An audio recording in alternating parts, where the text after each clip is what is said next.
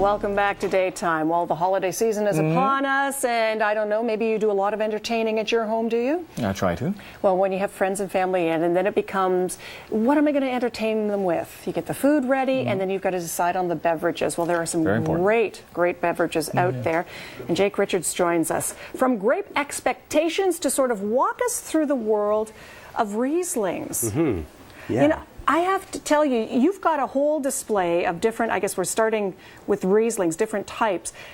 I mean, I'm such an wine connoisseur, I'm thinking a Riesling is one thing, but it's a lot of different things. Well, and that's why I wanted to bring this, because Riesling is one of my favorite varietals, and it's really misunderstood. Everyone's used to the German, the sweeter type wines, and that's certainly the case. I mean, we have that in Ontario as well, but it goes from dry to off dry to sweeter to your late harvest to ice wine. It's so versatile. I love it. So I wanted to dispel the myth. Okay, well, I have to ask then, is it the processing, for lack of a better word, that can change it from a very dry Riesling to a sweeter Riesling, or how does that process work? Usually harvesting. Okay. For example, we'll get started, jump right into it. The dry Riesling here is usually harvested same time as normal grapes would be, September, October, and then the later they harvest, the more sugar builds up in the grape, so it gets sweeter. So this would be the earliest harvest of the Riesling wine. Exactly. Okay, I'm trying to remember all my. So this is going to be drier. Right, and then and it's a very full, like a very bold smell to it. I'm trying to find terminology. I'm trying to learn from you, Jake. But and this is one of the things about Riesling that I really like as well. When you hear terroir, where the grapes kind of pick up this smells from the soil, especially in the Moselle in Germany, and it's all slate, and you get that slatey smell from the wine.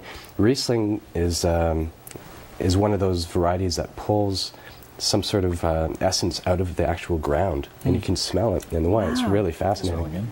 This would be, so the drier Riesling then, I'm trying to think of how I would pair it for a get-together. Would this be more of the meal? You'd want this with the main part of your meal? Because I think it's a little drier? Yeah, like a chicken or fish dish, something a little bit lighter. Yeah. When you're thinking of balancing out a meal, something that is kind of middle of the road, not too heavy, not too light. Okay. So this is the dry Riesling. Oh man, I hate to do this. Here we go. And we move on. Thank you. I'm going to need the There we cup. go. Thank you. Now this will be just a little bit sweeter. I might actually have to bypass one or two. Okay.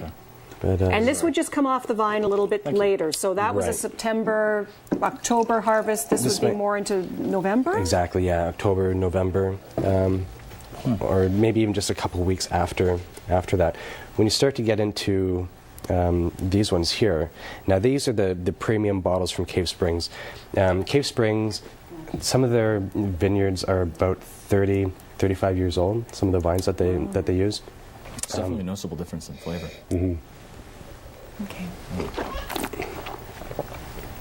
So yeah, so it's a little... Oh, you can already tell that it's a lot sweeter as soon as you taste it.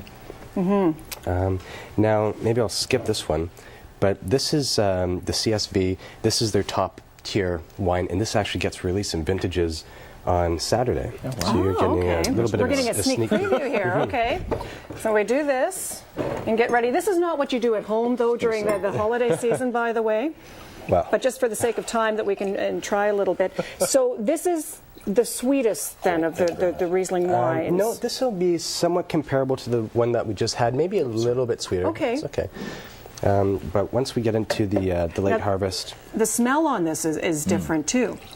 Now, this is from the 35-year vines on the Cave Spring property, one of the first vines that were planted on their property. Wow. So it'll be really complex. It'll have a lot going for it. And it actually might be a little too cold still right now, but... what would be the temperature, then, that you want to serve a Riesling at? Does it depend on whether it's a dry as opposed to a sweeter Riesling, or are they all about the same temperature? It would depend on the sweetness. Okay. When we start getting to late harvest in the ice wine, as cold as you can get is best. But actually, that's not a bad temperature. That's nice. It's lovely. Oh, that's very nice. I'm not now, I really enjoy that. And what you're pouring now, I guess this is like the latest of the late harvest when we get into the ice wine. Exactly. So when these grapes will be partially frozen by the time they get around to pressing these. I'm assuming they're really happy to see the snow right now. Are they, with the harvest? Because we have had years where we're getting into January, and it really hasn't had the constant cold temperatures that they need to harvest the ice wine grapes. How many days again is it? You need X number of days below zero or at zero? It's sub-zero temperatures, and usually about 2 days. They try to do it as quick as possible because the grapes have to be pressed while they're still frozen for the ice wine. The late harvest is not. It's maybe about 3-4 days. It's not as dire circumstances to get the grapes to the winery and do the work. But that's a lot of pressure when you think you've got like 2 days to get them off and get them in and get them processed to make the ice wine. That, no wonder it's limited, the amount that you can get. Yeah, and expensive, because you think by the time a grape of this size is shrunk down to almost a raisin size, and then you're pressing it, your volume's gone. It's crazy. I have a lot of family that visit from overseas, and this is the one thing that they always take back with them. It's just because it is such a unique flavor. Yeah, and the Cave Spring does a brilliant job of it, and you can even tell in the color. It's just it is. It's more. It gets almost into that amber color a little bit, as opposed to. Oh, sorry. So that's cheers. Cheers. So that's the ice wine, and that now the late harvest, very similar to like a Sauterne. Something that would go well with foie gras, some your appetizers, rich foods, and then the ice wine, of course, any sort of dessert, and even an aperitif, for your guests. And I know at the holiday time, the ice wines especially, we've taken a bottle as a hostess gift when we've gone to a friend's house for a special get together and that, because it's a beautiful thing to share with your friends when you're all together, and especially at the holidays. And one other thing I want to mention, I'm doing wine seminars now at 20 Hobson Street up in Cambridge, and we're doing things like this, doing flights. So you can see kind of the progression of a wine, especially with Riesling, or something like Valpolicella, and a Ripasso and Amarone to the Ricciotto.